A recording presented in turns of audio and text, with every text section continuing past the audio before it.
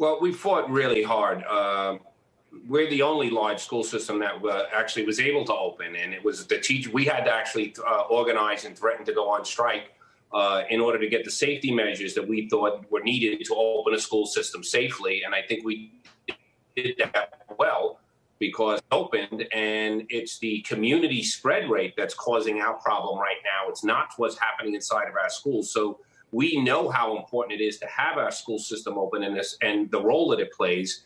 And I'm hoping now that the mayor will go back and reconsider what we had asked for in August, which is not a citywide targeting, but a geographic targeting of the schools and the communities, as well as long as the overall city rate remains at somewhat low, we should be able to micro target geographically and not just affect all the schools in our city. So are you not on board with the 3% equals New York City school closures? A lot of people actually blame you and the unions for making a deal with the mayor to do that, given the fact that was basically what happened when everything else stayed open, like restaurants and bars. Yep. The 3% was actually something that the city, the mayor had asked for. We, at that moment in August, the state had said 5% would close down regional areas, not just schools, but everything. So, and now the state has a micro-target program that uses the 3%. The thing is, the 3% is correct. It should just not be applied to the entire city of New York. It's a huge city. I mean, we have 1.1 million children in our schools.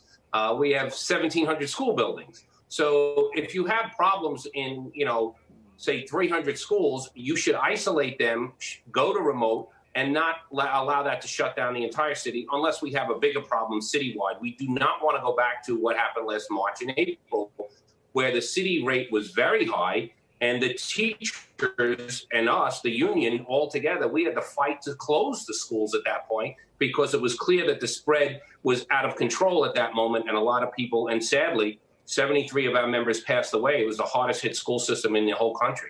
So, Michael, are you saying right now that New York City schools should not be universally closed and that you blame the mayor for that decision? It's not a blame. He put a plan in place. They made a decision in August when we said we wanted to do a geographic, like school districts or a borough-based approach, because each school district inside of New York City would probably be the largest school district almost in any other state. We thought it was a little not very smart to do it that way. So I'm not blaming anyone. A decision was made. I want to be clear. New York City did open, even though it was hit so hard. And we have proven to people that if you follow these measures we have, you can keep a school system open as long as, and this is the big one, as long as community spread rate doesn't get out of control.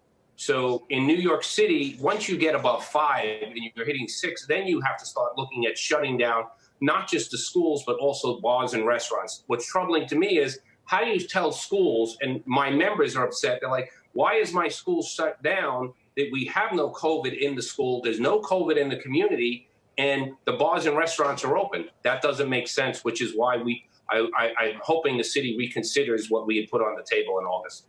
How nervous are you, Michael, particularly when we consider the weather and the way it seemingly colder weather's led to higher case counts, particularly in Europe, as a sort of one-month lead example? How worried are you that this is going to be very hard to reopen schools now until we're, quite a long way through the winter, February, March time?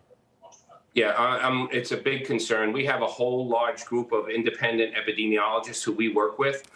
We were fortunate enough to get some help from some private.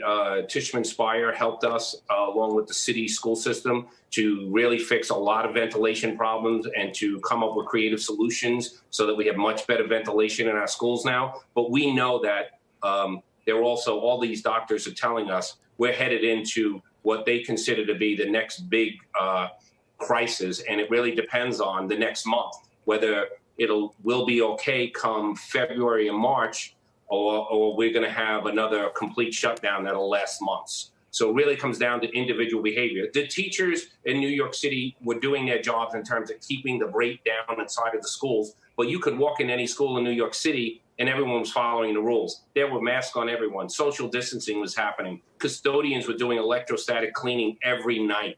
We know what it takes to keep the school building safe, but we can't keep it safe if the community around it is not following those rules. So we're hoping everyone buckles down now and says, all right, we went through this, we put this virus at bay, let's do it again. We can do this again, and then hopefully we can get our schools back open. Shepard Smith here. Thanks for watching CNBC on YouTube.